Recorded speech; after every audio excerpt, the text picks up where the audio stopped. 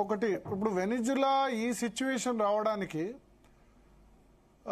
ఒక విధంగా కారణం కదా, ఆర్థిక వ్యవస్థ ఈ విధంగా కావడానికి, ద్రవ్యోల్బణం విపరీతంగా పెరిగిపోవడానికి. ఒకప్పుడు బాగా బతికిన కంట్రీ కదా, 2000 వరకు కూడా బానే ఉంది కదా.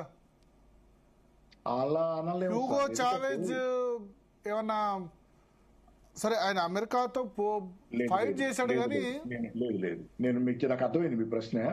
కానీ నేను చెప్పేది ఒకటి, ఇప్పుడు అంత అన్పాపులర్ అయితే 25 ఏళ్ళు అయింది. 99 లో చావేజ్ వచ్చాడు క్యూబాలో, అది వెనిజులాలో. చావేజ్ తర్వాత మధురో కంటిన్యూ అవుతున్నాడు. ఇప్పటికీ కూడా మధురో చాలా పాపులర్ అక్కడ. వీళ్ళు చెప్తున్న మాటలు ఎలక్షన్ మ్యానిపులేషన్ అని పక్కన పెడితే, ఇప్పుడు మచాడో అని ఉంది కదా, మచాడో అని ఆమె ప్రతిపక్ష నేతగా మొన్న నోబెల్ ప్రైజ్ కూడా ఇచ్చాను. ఆ గురించి ట్రంప్ ఏమన్నాడు, నేను గొప్ప నాయకురాలని చెప్పి చెప్పుద్ది. అలాగే వెస్ట్ మీడియా మొత్తం ఆయన గొప్ప ప్రతిపక్ష నాయకురాలు అన్నారు. అలాగే ఆమెతో పాటు గోలింగ్ ఏదో ఒక ఆయన ఉన్నాడు, ఆయన మొన్న ఎలక్షన్ లో కంటెస్ట్ చేసి ఓడిపోయాడు. వీళ్ళిద్దరి గురించి మొన్న ట్రంప్ మాట్లాడతా, మచాడో గురించి మాట్లాడతా, ఆమెకు జనాల్లో గౌరవం, ఆమె పట్ల జనాల్లో గౌరవం లేదు, ఆమె మంచి పేరు లేదు, ఆదరణ లేదు అన్నాడు. ఆదరణ మధురోకే ఉంది ఇప్పుడు కూడా. మనం వెస్ట్రన్ మీడియా పూర్తిగా అన్నింటినీ జాగ్రత్తగా బిట్వీన్ ద లైన్స్ చదవకుండా, వాళ్ళ మాటల్లో కాంట్రడిక్షన్స్ చూడకుండా మనం అర్థం చేసుకోవాలి. అంటే ఆర్థిక పరిస్థితి ఈ విధంగా తయారు కావడానికి కారణం ఏంది? శాంక్షన్స్ ఉన్నాయి కదా సార్, వాళ్ళ ఆయిలే వాళ్ళని నమ్ముకుని ఉంటల్లా, ఆ పరిమితంగానే అమ్ముకోవాలి. ఏ దేశాలకు అమ్ముకుని చాలా పరిమితంగా ఆయిల్ అమ్ముకుంటున్నారు. శాంక్షన్స్ ఉన్నాయి కదా. క్యూబా కూడా అలా ఎందుకుంటే ఏం చెప్తాము, ఈ క్యూబా ఎందుకుందంటే క్యూబా పై చాలా శాంక్షన్స్ ఉన్నాయి. క్యూబా ఆఖరికి నాకు తెలిసిన దానిలో నేను విన్న వాటిల్లో కొన్ని, వాళ్ళు ఒక జిరాక్స్ మెషిన్ లో ఒక చిన్న పార్టీ కొనుక్కోవాలన్నా ప్రపంచంలో ఏ దేశించినా తల ప్రాణం తోకొస్తుంది వాళ్ళకి.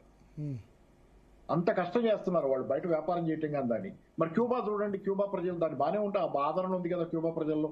లేకుండా ఇన్నేళ్ల తర్వాత కూడా క్యూబా ప్రజలు దాన్ని పడగొట్టకుండా దాన్ని కాపాడుకుంటున్నారు కదా. క్యూబాలో లైఫ్ ఎక్స్పెక్టెన్సీ అమెరికాలో కంటే ఎక్కువ. దాదాపు 78-79 లక్షల మంది వెనిజులా పౌరులు వేరే దేశాలకు వెళ్ళిపోవాల్సిన. అవును, జరుగుతుంది సార్, అక్కడ జరుగుతుంది. నేను ఒక చిన్న మాట చెబుతాను మీకు, చిన్న మాట చెబుతాను. ఇది is a class war going on. వెనిజులాలో క్లాస్ వార్ జరుగుతుంది. మొత్తం జనాభా వెళ్ళిపోలేదు కదా. ఇప్పుడు మీరు అణిచిపెట్టి ఉంచడం కష్టం అంతమంది. ఇప్పుడు ఏ దేశంలో ఎంత పెద్ద నియంత్రణైనా ఒప్పుకొలిపోయారు. అణిచిపెట్టి ఉంచడం అనేది దాన్ని మర్చిపోండి, అది కాదు అక్కడ జరుగుతుంది. క్లాస్ వార్ జరుగుతుంది వెనిజులాలో. There is a pro poor government. దానిలో లోపాలు మనం మాట్లాడుకుందాం, వేరే విషయం. కానీ శాంక్షన్స్ లేకుండా జరుగుతుంది అనేది తప్ప. ఫ్రీబీస్ దాని వల్ల ఏమైనా నష్టపోయారా? ఫ్రీబీస్ అన్ని జాతీయకరణ చేయడం, ఫ్రీబీస్ అని మనం అంటాము సార్. పేదవాడికి మనం పోయి ఓ స్లమ్ లో పోయి నీకు ఇది ఫ్రీబీ, నీకు ఎందుకు ఉచితం వద్దు వదిలే అంటే వాడు వేరేగా మాట్లాడతాడు. మనం ఇప్పుడు మనకి జనరల్ గా మనకి తెలియకుండానే మనం వీఆర్ జర్నలిస్ట్. మనకి నోమ్ చామ్స్కీ అందరికి తెలుసు. మనం జర్నలిస్టులను కూడా మనం ఎలా బయాస్ చేయబడతామో మన సొంతగా ఆలోచించాలనే ఉంటుంది. అంటే నేను అనేది ఫ్రీబీస్ అంటే ఇప్పుడు అన్ని కాదు. నేను ఎగ్జాంపుల్ మన 2 రాష్ట్రాల్లో ఉంది పెన్షన్. 60 సంవత్సరాలు దాటిన వాళ్ళకి పెన్షన్ నో ప్రాబ్లం, ఇబ్బంది ఏం లేదు, దాన్ని ఇవ్వడానికి ఇబ్బంది ఏం లేదు. ఫ్రీబీస్ లో కొన్ని తులం బంగారం ఇస్తాం, స్కూటీలు ఇస్తాం. అంటే ఇక్కడ ఇటువంటి కైండ్ ఆఫ్ ఫ్రీబీస్ ను ఆపోజ్ చేయాలి కదా. ఏ ప్రభుత్వం ఉంటుందా? రెండే చెప్పారు కాదు. ఇన్ని సంక్షేమ పథకాలు ఉంటే 2 మాత్రమే. నేను చెప్తా కళ్యాణం వస్తు ₹1,00,000 పెళ్లి చేసుకుంటే ₹1,00,000 ఎందుకండి? పెళ్లి చేసేది నాకు కూడా అది నచ్చదు. పెళ్లి చేసుకుంటే ₹1,00,000.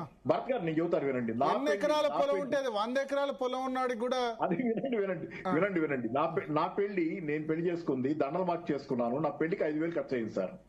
1989లో 5,000 టిఫిన్ స్నాక్స్ ఇచ్చి, టీను స్వీట్ ఒకటి హాట్ ఒకటి ఇచ్చి పెళ్లి చేసుకున్నాను నేను 5,000తో. కాబట్టి నాకు కూడా నా నచ్చదు ఈ పెళ్లిళ్ళ ఖర్చులని, దుబారా ఖర్చులని నా ఉద్దేశం. కానీ కల్చరల్ గా ఎవరికి ఎంత తాగుతుంటే అంత చేసుకోవాలి అంతే తప్ప దానికి ప్రభుత్వాలు సాయం చేయడం ఎవరికి ఎంత నేను విమర్శిస్తుంటా, తరచుగా విమర్శిస్తాను. కానీ తప్పేదే ఎంత ఖర్చు పెట్టుకోండి, కానీ అది ప్రభుత్వ సొమ్ముతో ఖర్చు పెట్టాల్సింది కాదు. ప్రభుత్వం ఇవ్వాల్సింది ఇంకా బేసిక్ అమ్యూనిటీస్ చాలా ఉన్నాయి. కాదు నేను అదేం కాదంటున్నా. నాకు కూడా నచ్చదు, నాకు చాలా చిక్కగా ఉంటది. ఈ రకంగా అప్పులు చేసి ఆడంబరాలు, పోజులు కొట్టడం, ఎవరికో చూపించుకోవాలనే దానికోసం నలుగురిని పిలిచి అదొక పెద్ద ఏదో ఆ పెళ్లి చేయడంతో ఏదో భూమండలానికి వెళ్లి అధినేతలు అయిపోయినంతగా కొండెక్కినట్టు ఫీల్ అవటం ఇవన్నీ నాకు నచ్చవు, చికాగ్గా ఉంటాయి. అన్ని వేరే విషయం. కానీ ఇప్పుడు ఏం చేయగలం జనాల్లో కూడా లోపాలు ఉంటాయి. జనాల్లో లోపాలు ఉండవు. అటువంటి ఫ్రీబీస్ తర్వాత పూర్తిగా దాన్ని చమురుని జాతీయకరణ చేయడం, ఇవన్నీ దెబ్బతీసాయి. 2010 సముద్రజాతీకరణ వల్ల మనకు వచ్చే నష్టం ఏంటి? సముద్రజాతీకరణ వల్ల దేశానికి ఆయిల్ ప్రభుత్వానికి వనరులు వస్తాయి. చమురు ప్రైవేటీకరణ వల్ల భారతదేశంలో ఎవరు లాభపడుతున్నారు అని చెప్పండి. భారతదేశంలో చమురు ప్రైవేటీకరణ జరిగింది, కొంత ఓఎన్జీసీ నెమ్మదిగా ఇదైపోతుంది. ఎవరు లాభపడుతున్నారు? ఇప్పుడు ఫర్ ఎగ్జాంపుల్ రష్యా నుంచి ఆయిల్ ఎందుకు కొంటున్నాం అంటే మన ప్రధాన గవర్నమెంట్ ఏం చెబుతుంది, రష్యా నుంచి ఆయిల్ చౌకగా కొంటే మా దేశ ప్రజల లాభం ఉంటుంది. దేశ ప్రజలు ఎంత లాభపడ్డారు రష్యా నుంచి ఆయిల్ చౌకగా కొని? గత 3 ఏళ్లలో 3 ఏళ్ల నుంచి కొంటున్నాం కదా చౌకగా.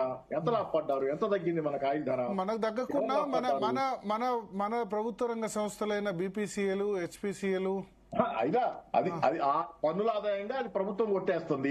ఇండియన్ ఆయిల్ కార్పొరేషన్ ఇవన్నీ ప్రభుత్వ రంగ సంస్థలే కదా, లాభమే కదా వాటికి కూడా కొనడం. అవ్వచ్చు, నేను చెప్తుంది రిలయన్స్ ఇప్పుడు ఎందుకంటే రేపు 120 ఇప్పుడు ఉక్రెయిన్ యుద్ధ సమయంలో ఒకసారి $120 కూడా చేరుకుంది. అప్పుడు సబ్సిడీ భరించాలి కదా. అప్పుడైతే $120 అంత రేటు ఆ విధంగా చేయలేదు కదా. $60 నుంచి 120 అయింది. కానీ ఇప్పుడు పెంచడం ₹2 ₹3 పెంచారు. కానీ అటువంటి క్రైసిస్ వచ్చినప్పుడు కాదు, నాకు అర్థమవుతుంది మీరు చెప్పినప్పుడు. మీరు ఒక ప్రశ్న అడిగినా నాకు అడగంగానే అర్థమవుతుంది. మీరు చెప్పేది ఏంటి? ఇది ఇప్పుడు రేట్లు ఎట్లా మారుతున్నాయి? డైలీ మారుతున్నాయి, అంతే కదా.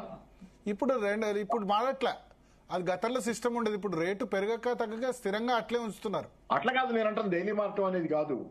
డైలీ మార్పుడికి అనుకూలంగా సిస్టమ్లు తెచ్చారు, తర్వాత ఆపేశారు. ఇప్పుడు ఏం మారట్లేదు. ఆపితే 15 రోజులకు ఒకసారి. ఇప్పుడు అదంతా గవర్నమెంట్ ఇష్టానుసారమే ఇప్పుడు జరుగుతుంది. 15 రోజులు కూడా కాదు. ఇప్పుడు రేటు పెరగక తగ్గక బహుశా 6 నెలలు అయి ఉంటుంది.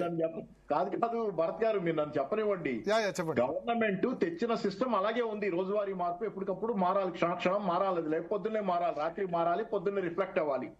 కానీ గవర్నమెంట్ దాన్ని మార్కెట్ కు వదిలేసాము, మార్కెట్ ప్రకారం పోతుందని చెబుతా మార్కెట్ ని ఆపరేట్ అవనివ్వటల్లా. మీరన్నా $120 కి పెరిగినప్పుడు పెరిగితే నాకు ఓకే, కానీ అది $60 తగ్గినప్పుడు ఎందుకు తగ్గటం లేదనేదే నా ప్రశ్న. ఓకే, దానికి ప్రభుత్వం ట్యాక్స్ పడిపోవాలి కదా. ప్రభుత్వం ఎక్సైజ్ సుంకం వేసుకుంది, వాళ్ళు వసూలు చేసుకుంటారు ట్యాక్స్. అదే మరి కొట్టేస్తే అంబానీ కొట్టేస్తాడు రిఫైనరీ, అక్కడ ఆ లాభాలు అక్కడికి పోతాయి. లేకపోతే గవర్నమెంట్ ట్యాక్సెస్ లాక్కుంటది. ఇది కదా జనానికి ఏం వరుగుతుంది? పేరేమో జనం దిగుతున్నారు. రష్యా నుంచి కొట్టే ఎవరికి లాభం అంటే జనం అంటున్నారు. ఏం జనానికి ఏం లాభం? అందుకని ఏంటంటే ఇవన్నీ కాదులేండి. కానీ ప్రభుత్వ రంగంలో ఉంటే మంచిది. వాస్తవానికి ప్రభుత్వ రంగంలో ఉంటే ప్రభుత్వానికి ఆదాయం ఉండే, ఆ ప్రభుత్వం ఆదాయం ఖర్చు పెట్టే పద్ధతిలో ప్రజానుకూలంగా ఉంటే మంచిది. అది అంతే. అందుకని నేషనలైజేషన్ చెడ్డదేం కాదు. నేషనలైజ్ చేసినంత మాత్రాన ప్రతిదీ చెడ్డది ఎలా ఉంది? మనకి కమాండింగ్ హెడ్స్ అనే కాన్సెప్ట్ ఉంది. అంటే ఆర్థిక వ్యవస్థలోని కీలక విభాగాలు ఏవైతే ఉన్నాయో అవి ప్రభుత్వ రంగంలోనే ఉండాలనే కాన్సెప్ట్ మొదటి నుంచి ప్రపంచవ్యాప్తంగా ఉంది. చాలా దేశాల్లో ఉంది ఇప్పటికీ, ప్రపంచవ్యాప్తంగా ఇప్పటికీ అది బలమైన కాన్సెప్ట్. అది ఫెయిల్డ్ కాదు, అది ఇంకా యాక్సెప్టబుల్ కాన్సెప్టే చాలా రంగాల్లో. ఫర్ ఎగ్జాంపుల్ కొన్ని రంగాలు ఉన్నాయి, వాటిలో ప్రైవేట్ రంగం ఎంటర్ అవ్వదు, ప్రైవేట్ వాళ్ళు ఎంటర్ అవ్వదు. ఎందుకంటే లాభాలు తొందరగా రావు, సంవత్సరాల తరబడి పట్టుద్ది దాన్ని ఎస్టాబ్లిష్ చేసి అంతా అయిన తర్వాత ఎప్పుడుకో 15 ఏళ్లకు ఎప్పుడో లాభాలు వస్తాయి.